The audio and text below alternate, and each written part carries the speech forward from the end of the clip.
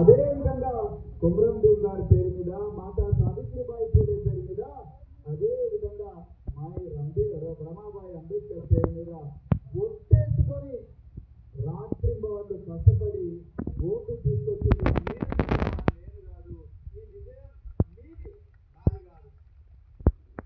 మరి ఈరోజు సభాధ్యక్షులు మరి గోవింద్ గారు అదేవిధంగా వేదిక మీద ఆధిపత్య వర్గాల పాలనలో వాళ్ళ కోరల్లో చిక్కుకున్నందుకు మరి బాధపడుతూ ఈసారైనా మరి ఆ కోరల నుంచి విముక్తి చేయాలని, సిరిపూర్ ప్రాంతాన్ని అభివృద్ధి చేయాలని చెప్పేసి మరి బీజేపీ కండువా పక్కన పెట్టి బీఆర్ఎస్ కండువా వేసుకున్న పెద్దలు గౌరవనీయులు కొంగ సత్యనారాయణ గారికి, అదేవిధంగా మరి వేదిక మీద ఆశీనులకి, అదేవిధంగా మరి ఎన్నో సంవత్సరాలు రాజకీయాల్లో ఉండి నిరంతరం కూడా ప్రజల గొంతుకగా ఉన్న పెద్దలు మాజీ మండలాధ్యక్షులు బసాస్క విశ్వనాథ్ గారికి, అలాగే మరి లలిత గారికి, నియోజకవర్గ మహిళా కన్వీనర్, అదేవిధంగా తోటాల మహిళా కన్వీనర్ మరి మమత గారికి, అలాగే మరి వినాజ్ గారికి, అలాగే లాంచ్ గారికి, అలాగే మనోహర్ గారికి, అదేవిధంగా మరి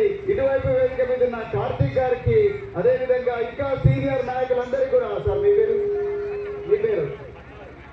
శ్రీధర్ గారికి, ఇంకా బచ్చల మీ పేరు నర్సయ్య గారికి, బచ్చల లక్ష్మయ్య గారికి, రెడ్డి శంకర్ గారికి, అదేవిధంగా మరి రామ్టెక్కి సుధాకర్ గారి పితాజీ అయిన సోమయ్య గారికి, అదేవిధంగా మరి జూనియర్ ప్రవీణ్ కుమార్ రామ్టెక్కి నవీన్ గారికి,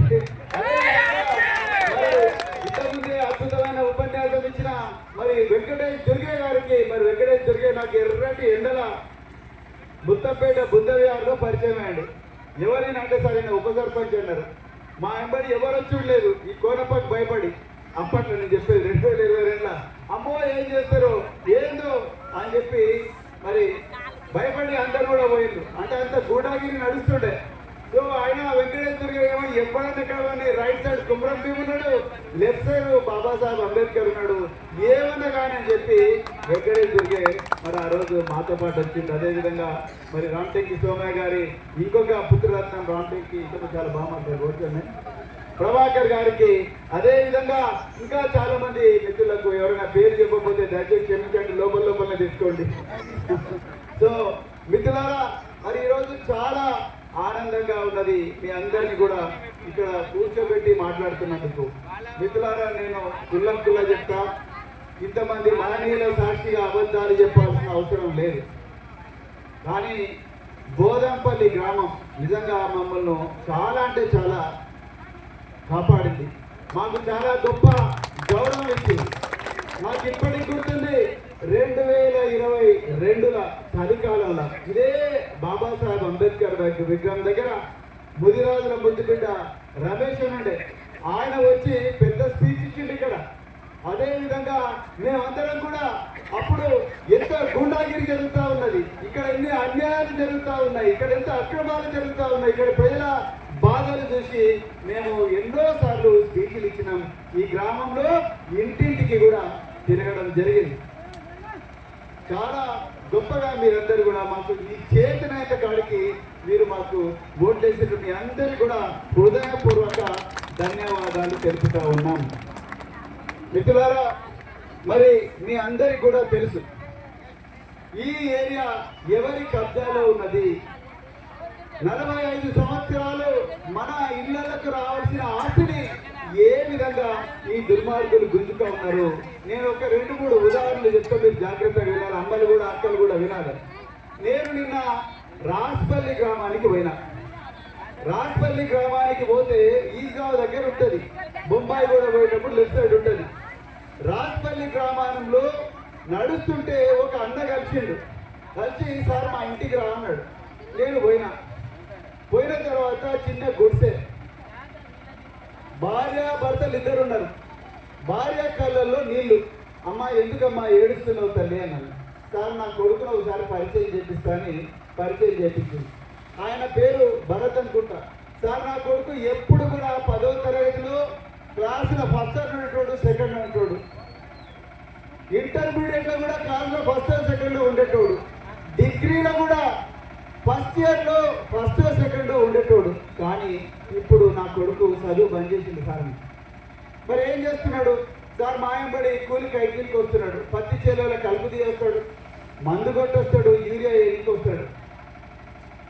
మరి ఈ పిల్లగాడు నా ప్రవీణ్ కుమార్ లాగా నేను కూడా ఒక ఐపీఎస్ ఆఫీసర్ కావాలి, ప్రవీణ్ కుమార్ లాగా యూనిఫామ్ వేసుకొని ఎస్ఐ కావాలి, ఒక తుపాకీ పట్టుకొని ఉద్యోగం చేయాలి అని చెప్పి కలలు కన్న పిల్లగాడు ఇవాళ డబ్బులు లేక కూలి పని చేస్తున్నాడు. మీరు ఒక్కసారి ఆలోచించండి మిత్రులారా, ఒక్కసారి ఆలోచించండి. ఇట్లా ఎంతమంది యువకులు, పెద్ద పెద్ద ఆఫీసర్లు రావాల్సిన యువకులు ఇవాళ గ్రామీణ ప్రాంతాల్లో కూలి పని చేస్తూ ఉన్నారు. మేము ఒకరోజు ఒక సంవత్సరం క్రితం మంచిర్యాలలో ఒక పెద్ద 3 అంతస్తుల బిల్డింగ్ కడుతుంటే అందులోకెళ్ళి ఒక బెజ్జురుకు సంబంధించిన ఒక వ్యక్తి పడిపోతాడు. అట్లా కింద వడంగానే చచ్చిపోతాడు ఆయన.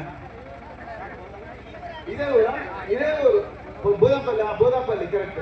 బోదాంపల్లికి పోతే అక్కడ కాంట్రాక్టర్ ఓకే తీసుకోపోండి, 1 లక్ష తీసుకొని పోండి అంటే పేదవాళ్ళ ప్రాణం ఖరీదు కేవలం 1 లక్ష రూపాయలే. వాడు రాలేదు, పోలీసు వాళ్ళు బాడీని మొత్తం కూడా ప్యాక్ చేయండి తీసుకపోండి అన్నారు. అట్లెట్లయితే కాగజ్ నగర్ నుంచి బండేసుకొని అందరం ఉరికినాం. అట్లెట్లయితుంది? పేదోళ్ళ ప్రాణం ఒక తీరుగా, ధనవంతుల ప్రాణం ఇంకొక తీరుగా. ఆలోచించండి మిత్రులారా.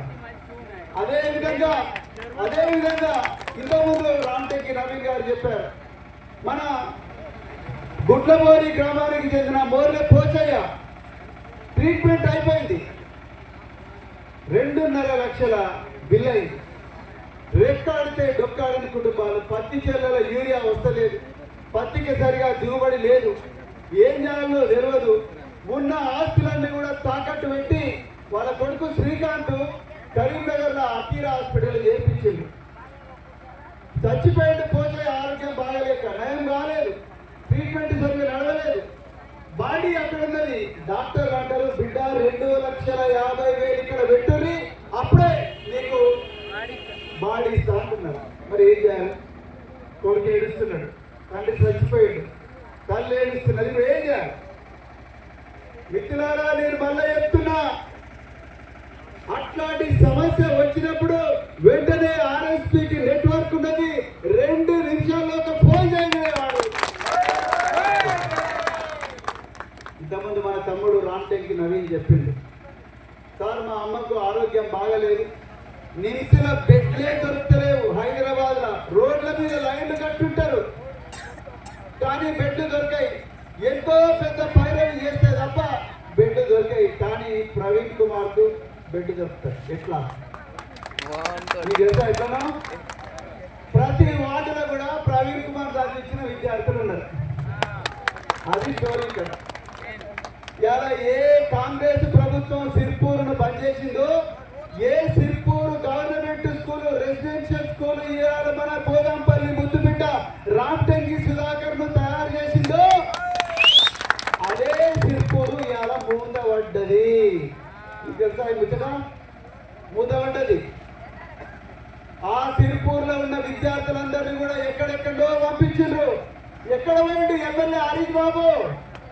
ఎందుకంటే ఆయన పిల్లలు ఆ సిర్పూర్లో చదవరు, ఆ పిల్లలు సిర్పూర్లో చదవరు. మేము సిర్పూరు, నేను గురుకులాల సెక్రటరీగా ఉన్నప్పుడు ఇదే సిర్పూర్కు 2013 సంవత్సరం 12 సంవత్సరాల క్రితం ఇక్కడ ఉన్న వాళ్ళందరూ కూడా తెలుసు. అదే సిర్పూర్కు వచ్చి కూలిపోతుంటే బిడ్డ నథింగ్ డూయింగ్ అని చెప్పి 3 కోట్ల రూపాయలు రాత్రికి రాత్రే శాంక్షన్ చేసి మొత్తం కూడా రిపేర్ చేయించినాం. ఎన్నో కేసు పెట్టినాం. గ్రౌండ్ లో ఎప్పుడు పాములు, తేళ్లు, లేకపోతే పిల్లలు గోడ దించి ఆ రైల్వే ట్రాక్ మీద పడి చచ్చిపోకట, లేకపోతే పక్కనే వాగున్నది, ఆ వాగుల లెట్రిన్ పోయి పిల్లలు చచ్చిపోయేటోళ్ళు. మిత్రులారా, ఆ కాంపౌండ్ వాళ్ళకు 50 లక్షల రూపాయలు పెట్టి కాంపౌండ్ వాళ్ళు కట్టిన. పిల్లలు ఊకే వచ్చేటోళ్ళు నా దగ్గరికి, బోదంపల్లి, కౌటాల, తర్వాత కొమ్మగూడ, డోర్పల్లి, ఈ మిత్రులందరూ వచ్చేటోళ్ళు. వచ్చి సార్ మాకు ఇంకా అడ్మిషన్లు కావాలి, మా పిల్లలకు కావాలి, బీసీలకు కావాలి, ఎస్సీలకు కావాలి, ఎస్టీలకు కావాలంటే అప్పుడు తెలంగాణ తొలి ముఖ్యమంత్రి కేసీఆర్ గారి దగ్గరికి పోయి, సార్ మీరు ఎట్లనే చేసి ఈ సిరిపూర్ ప్రాంతానికి ఒక 3-4 స్కూల్స్ ఏంటంటే ఆయన వెంటనే కాగజ్నగర్ గర్ల్స్ స్కూల్, మహాత్మా జ్యోతిరావు పూలే బీసీల కొన్ని స్కూల్స్, అదే విధంగా బలపాల దగ్గర ఒక స్కూలు, గండారం దగ్గర బీసీ బిడ్డలకు ఒక స్కూలు, ట్రైబల్ బిడ్డలకు ఒక స్కూలు, పెద్ద పెద్ద స్కూల్స్ ఇచ్చిన మిత్రులారా, కోట్ల రూపాయల స్కూల్స్ నేను తీసుకొచ్చాను. ఇంకా చెప్పుకుంటూ పోతే మస్తున్నాయి మిత్రులారా. నేను ఏమంటున్నానంటే పాలేందో నీళ్ళేందో తెలవాలి, దొంగ ఎవడు మంచోడు దొర ఎవడు మీకు తెలవాలి. అన్న ఉడికిందా ఉడకలేదా అనడానికి ఎన్ని మెతుకులు ఇస్తాను? మూడా బాయి సంఘ్ బాయి సంఘ్ ఎన్ని మెతుకులు ఇస్తాలే? ఆయి సంఘ్ ఎన్ని మెతుకులు ఇస్తాలే? 2, 3 ఒక్కటి చాలన్నది బాయి. నేను చెప్పిన ఓకే, కానీ ఇంకా ఇప్పుడు దొంగల గురించి చెప్తా. ముత్తంపేట క్వారీ ఉన్నది, మా నామదేవ్ దాదా ఉన్నాడు. ముత్తంపేట క్వారీ నుంచి ముత్తంపేట గ్రామానికి ఎన్ని కోట్ల రూపాయలు వచ్చినాయి చెప్పు? ఎన్ని కోట్లు వచ్చినాయి? ఒక్క పైసా కూడా రాలే. మరి ఎవడు బాగుపడ్డాడు? ఇంతకుముందు ఎమ్మెల్యే ఎవరైతే చేసిండ్రో వాళ్ళు బాగుపడ్డారు. అక్కడి నుంచి లారీలు ఎవరు అన్నా, మీకు ఎవరికన్నా లారీలు ఉన్నాయా? ముత్తపేట క్వారీ ఉన్నాయా? ఒక్క లారీ అని ఉన్నదా? పోనీ ఒక లోడు ఎక్కడ పోతున్నది? కంకర మహారాష్ట్ర పోతున్నది. ఆ మహారాష్ట్రకి ఏ రోడ్డు మీద పోతాయి? కర్జల్లి, చిత్తామ, గూడెం బ్రిడ్జ్ మహారాష్ట్రకు పోతాయి. డబ్బులు ఎవరికి వస్తున్నాయి? కాంట్రాక్టర్కి వస్తున్నాయి. కాంట్రాక్టర్ ఎక్కడాడు? గట్టిగా చెప్పురా, గట్టిగా చెప్పురే. మరి తెలంగాణలోకి ఎందుకు రాలేదు? ఎందుకు రాలేదు? ఆలోచించిందా? ఎవరు ఎందుకు తీసుకురాలేదు? ఆలోచించిందా? ఎందుకు మీ దాంట్లో ఎవరు కూడా కాంట్రాక్టర్లు రాలేదు? సంవత్సరానికి ఒకటే పంట, నీళ్ళు వస్తే వాన వస్తే పంట, లేకపోతే లేదు. యూరియా వస్తే పంట, లేకపోతే లేదు. రేట్ వస్తే పంట, రేట్ వస్తే పైసలు, లేకపోతే లేదు. మరి మిగతా ఆదాయం వేడికెళ్ళి రావాలి. దాని గురించి ఏమైనా ఆలోచించిందా? ఆలోచించదు. ఇవాళ ఈ ప్రాంతం యొక్క సంపద అంతా కూడా ఆంధ్ర ప్రాంతానికి తరలించబడ్డది. ఎవ్వరు కూడా మాట్లాడాలి. మనందరూ కూడా ఇంతమంది శ్యామరావు గారు చెప్పినట్టుగా పోలీసు కేసులు చూపించి బెదిరించారు మిత్రులారా. ఎందుకు మీ చేతులకు పైసలు రాలే? ఎందుకు మన బిడ్డల జీవితాలు బాగుపడలే? ఎందుకు ప్రతి ఇంటి నుంచి ఒక రామ్ టెక్కిస్ లాగా తయారు కాలే? ఎందుకు ప్రతి ఊరు నుంచి ఒక డాక్టర్ కాలేదు? ఎప్పుడైనా ఆలోచించామా? ఆలోచించలేదు. అందుకొరకే మిత్రులారా, నేను మీ అందరినీ కూడా రిక్వెస్ట్ చేస్తున్నా, దయచేసి దీనికి అంతటికి ఒకటే మందు. ఓట్లప్పుడు దయచేసి మీరు ఇంతకుముందు సోమయ్య గారు చెప్పినట్టుగా ఓట్లప్పుడు నిజమేందో అబద్ధమేందో తెలుసుకొని ఓటేయాలి. అవునా బాయ్? నేను చెప్పింది కరెక్టా? మస్తు మంది చెప్తారు. ఒక ఆయన అన్నాడు, ఇప్పుడు జై శ్రీరామ్ అని ఒక ఆయన అంటాడు, ఇంకొక ఆయన ఇంకొక స్లోగన్ చెప్తాడు, ఇంకొక ఆయన ఇంకో మాట చెప్తాడు. వచ్చి కాళ్ళు పట్టుకుంటారు, కన్నీళ్లతో మీ కాళ్ళు కడుగుతారు. మీ కాళ్ళు పెట్టడానికి ఆ టెంకాయ కొబ్బరికాయ కొట్టుకొచ్చి మీ ఇంటి ముంగట కొడతారు. మీ కాళ్ళు కొట్టిపోతారు, ఆ నీళ్ళు తాగిపోతారు. ఇంకా ఓట్లలో గెలిచిన తర్వాత వాళ్ళ ఇంటికి పోతే ఇళ్ళ లోపలికి కూడా రానియరు. అది ఎవరైనా అదే పని చేస్తారు. మిత్రులారా, నేను అందుకొరకే మీకు చెప్తున్నా, దయచేసి కాపాడతారు, ఎవరు కాపాడరు. ఇవాళ మీరు యూరియా సంగతి చూడండి. కేసీఆర్ గారు ముఖ్యమంత్రి ఉన్నప్పుడు ఎప్పుడైనా యూరియా కష్టం వచ్చిందా మీకు? వచ్చిందా? రాలే. కానీ ఇవాళ ఏమవుతున్నది? బీజేపీ హరీష్ బాబు అంటాడు మేము యూరియా ఇచ్చినామంటాడు, రేవంత్ రెడ్డి అంటాడు మేము యూరియా ఇవ్వలేదంటాడు, కోనప్ప దండమిట్టాడు మేము యూరియా మేము ఇస్తూనే ఉన్నాం కదా అంటాడు. రైతులకేమో 3 బస్తాలు రావాల్సిన చోట 1 బస్తా కూడా రాలే. కానీ బ్లాక్ మార్కెట్ లో 275 రూపాయల బస్తా 800లకు దొరుకుతున్నది, 1000 రూపాయలకు దొరుకుతున్నది. ఇవాళ రేపు పిల్లల పెళ్లికి ఇంతకు ముందు కట్నాలు ఏమిచ్చేటోళ్ళు, బంగారం ఇచ్చేటోళ్ళు, డబ్బులు ఇచ్చేటోళ్ళు. ఇవాళ ఏమిస్తున్నారు? కట్నం యూరియా బస్తాలు ఇస్తున్నారు. బర్త్డే పుట్టినరోజు పండుగ అంటే యూరియా బస్తా కిట్లు ఇస్తున్నారు. ఇవాళ బంగారం కన్నా విలువైపోయింది యూరియా. ఎందుకైంది?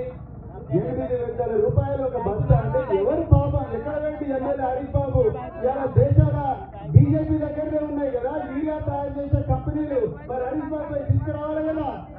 మరి ఇంటింటికి వచ్చారు ఓట్లు అడిగినప్పుడు ఎక్కడ ఉంది హరీష్ బాబు? ఎక్కడ ఉంది హరీష్ బాబు? ఈ బోధపల్లికి రాలేదంట హరీష్ బాబు. ఇగో మిత్రులారానే అందుకొరికి మళ్ళా చెప్తున్నా, ఈ దొంగలకు మళ్ళా ఓట్లు వేస్తే మళ్ళొకసారి మునగడం ఖాయం. అందుకొరకే మీ అందరికీ నేను మళ్ళొకసారి చెప్తున్నా, ఈ రోజు నుంచి ప్రతి ఇంట్లో కూడా చర్చ జరగాలి. మన పిల్లలను ఎవరు కాపాడతారు? మన ఆరోగ్యాన్ని ఎవరు కాపాడతారు? మనకు 24 గంటలు ఎవరు అందుబాటులో ఉంటారు? మనం ఫోన్ చేయగానే ఎవరు ఎత్తుకుంటారు? ఒకవేళ ఫోన్ దొరకకపోతే ఊర్లో ఆ నాయకులకు చెప్తే ఎట్లా సహాయం చేస్తారు? ఇలా రామ్టెక్కి నవీన్, ఈ పార్టీ కార్తీక్ బీసీ పిల్లలను, ఎస్సీ పిల్లలను, ఎస్టీ పిల్లలు తీసుకొని సొంత పైసలు పెట్టుకొని గుంటూరు పోయి పాఠశాలలో చేర్పించిండ్రు. హరీష్ బాబు చేసిండనండి పని? చేసిండు హరీష్ బాబు? తోలేరుకోనప్ప చేసిండా? దండ చేస్తాడా? ఎవరు ఎందుకు చేస్తారు? వాళ్ళ ఆస్తులు బాగుంటే చాలు, వాళ్ళ ఆస్తులు బాగుంటే చాలు, వాళ్ళ ఇల్లు అంతస్తుల మీద అంతస్తులు కడితే చాలు. కానీ వీళ్ళు మేము ఒక్కరిమే బాగుపడితే కాదు, మా పిల్లలు కూడా బాగుపడాలి. అందరూ బీసీ ఎస్సీ ఎస్టీ పిల్లలందరూ కూడా బాగుపడాలని ఇవాళ ఎంతటి త్యాగానికైనా సిద్ధమయ్యి వీళ్ళందరి భవిష్యత్తు కాపాడుతున్నారు. అందుకొరకే మీ అందరు కూడా మళ్ళొకసారి నేను కోరుకుంటున్నా, మీరందరూ కూడా ఈ రోజు నుంచి ప్రతి ఇంట్లో కూడా కేనుకు పోయేటప్పుడు కానీ, అదేవిధంగా దావతుల దగ్గర కానీ, పెళ్లిళ్ళ దగ్గర కానీ, పేరెంటాల దగ్గర కానీ ప్రతి చోట కూడా మీరు ఈ అభివృద్ధి గురించి మాట్లాడాలని చెప్తూ, మరి అదేవిధంగా ఇన్ని సంవత్సరాలు మనల్ని చేసిన దోపిడీ దొంగలను మళ్ళా మన ఊర్లకు రానియొద్దు, వస్తే మట్టిగా వెళ్ళాలి. అప్పుడు కానీ మన ఏరియా బాగుపడదని చెప్తూ మరొకసారి మీరందరూ కూడా ఇంత ఓపికగా మరి మీరు మా ప్రసంగం విన్నందుకు మరొకసారి ధన్యవాదాలు చెప్తూ జై తెలంగాణ. గట్టిగా చెప్పండి జై తెలంగాణ. మీరు జై తెలంగాణ పోతే మళ్ళీ వాడు వస్తాడు ఆంధ్ర.